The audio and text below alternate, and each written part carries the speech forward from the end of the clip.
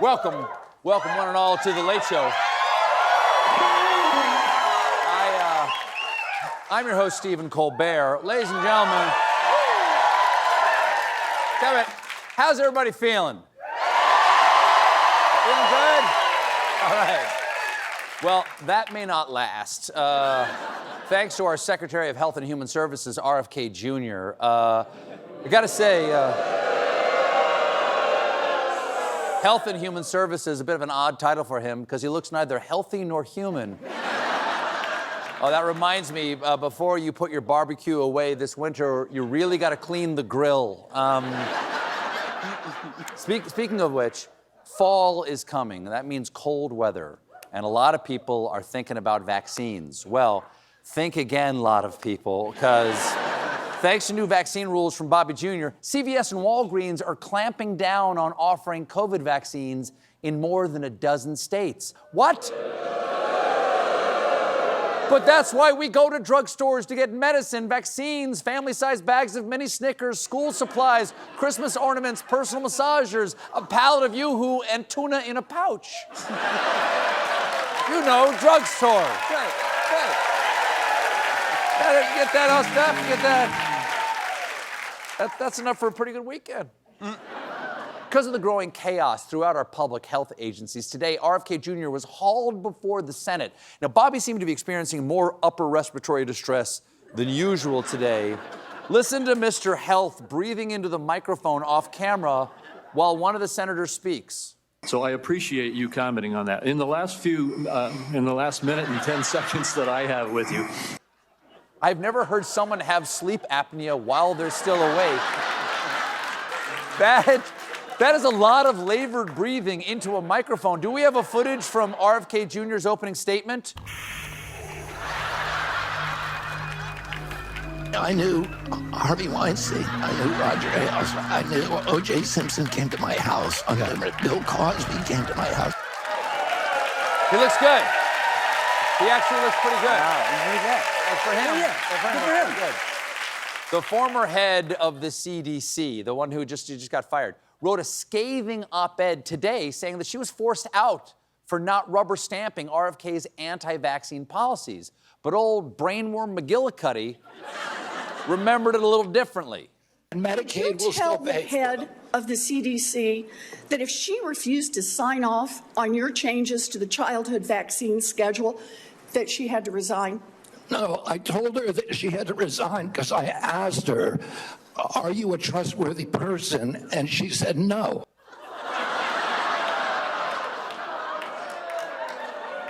Okay, then why did you believe her? Come on. She just told you she's untrustworthy. It took me a long time. It's taken me 3 years. It wasn't just Democrats going after Bobby today. This is Wyoming Republican Senator and physician John Barrasso, who this year voted to confirm Kennedy. I support vaccines. I'm a doctor. Vaccines work. Then why'd you vote for the anti-vax guy? Look, I'm no doctor, but your results are in, and you just tested positive for bull. Earlier this year, Kennedy fired 17 members of the Vaccine Advisory Panel. And yesterday, he said he plans to add 7 new members to that panel. Of the 7 new members, 5 of them are physicians. And as for the rest... These are my 2 ravens. They understand. Get that beak in there. As you can imagine, RFK's picks are the creme de la cuckoo, including Catherine Stein, an epidemiology professor who called for an end to vaccine mandates at universities. Also, Dr. Kirk Milhoan, a cardiologist who incorrectly claimed that vaccines contributed to rising infant mortality, and Dr. John Gaetanis, a pediatric neurologist, who served as an expert witness for families who believed they were harmed by vaccines. Why do all those descriptions start out promising and end up crazy? We'll also be adding Dr. Bethany Smith, a pulmonologist who believes that asthma can be cured by human sacrifice. And Dr. Jeff Johnson, a kidney specialist who was in a common law marriage with a marmoset. It's not just about vaccines. RFK Jr. says a lot of weird things. Last week, at an event in Texas, he said this about children. I know what a healthy child is supposed to look like. I'm looking at kids as I walk through the airports today, as I walk down the street, and I see these kids that are just overburdened with mitochondrial challenges, with inflammation. That might be the creepiest way I've ever heard someone get their point across. Hello.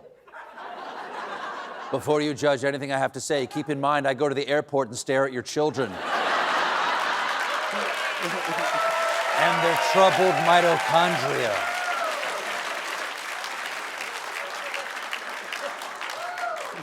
The vaccine chaos has not stopped with the feds. Yesterday, Florida Surgeon General Joseph Ladapo made this announcement. The Florida Department of Health, in partnership with the governor, is going to be working to end all vaccine mandates in Florida law.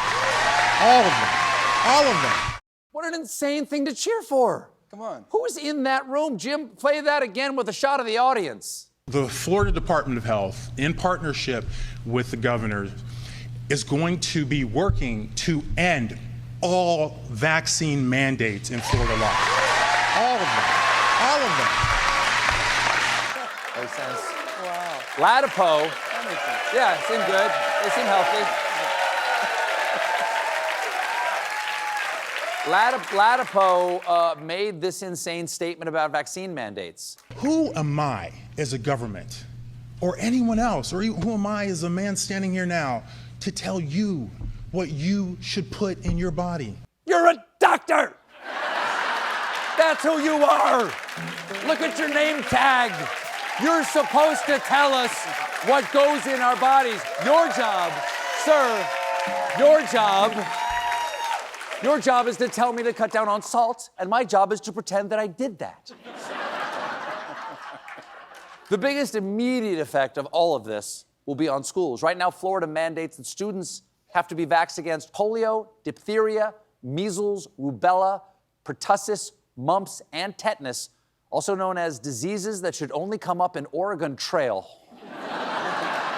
Although they have now updated that video game, so the most common message is, you have died of Florida. It is, I got something. There you go. Now, it's hard. It is hard to overstate how bad this is for everyone who is in Florida or knows anyone in Florida who enjoys living in a world where you don't have to have 14 children because half of them get taken by viruses with names like the King's Evil or the Galloping Run. This is taking our country so far backwards because keep in mind, U.S. school vaccination laws have been around since the 1850s when they were put in place to prevent smallpox. And they worked. You know how I know? Because I didn't die of smallpox. Yet. And it's not just kids. It's not just kids. This will also impact America's most vulnerable population, Disney adults. This is true. This is true. Infectious disease experts are sounding the alarm about Disney vacations. Yeah, everyone knows you can't get sick at Disney. They only got one doc. And he's got his hands full with Sneezy and a drug addict named Dopey. Speaking of diseases Americans caught from Florida, Donald Trump. The president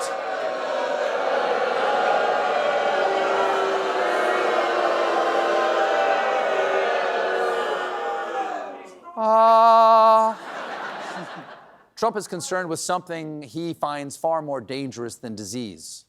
Big, ugly windmills, they ruin your neighborhood. The windmills that don't work when you need them. The windmills are driving the whales crazy, obviously. Do you want to see a bird cemetery? Just go under a windmill. You want to see a bird cemetery? You want to see a bird widow in her veil crying over the casket? An open casket. I don't know why they made that choice. It looks like a mess in there. She's squawking, it should have been me, all while throwing up in her little baby's mouths because they're hungry and Papa Bird isn't there anymore. He was murdered. It was bird murder. It was birder. Rest in beak, everybody. Thanks to the wind. Rest in. Trump has hated windmills. Trump has hated windmills ever since 2011 when he unsuccessfully tried to stop an offshore wind farm from being built near one of his Scottish golf courses. Now he's taking his revenge. This week, the White House ordered its agencies to escalate the fight against offshore wind. Yes, the fight against wind has begun. Mimes of America, assemble.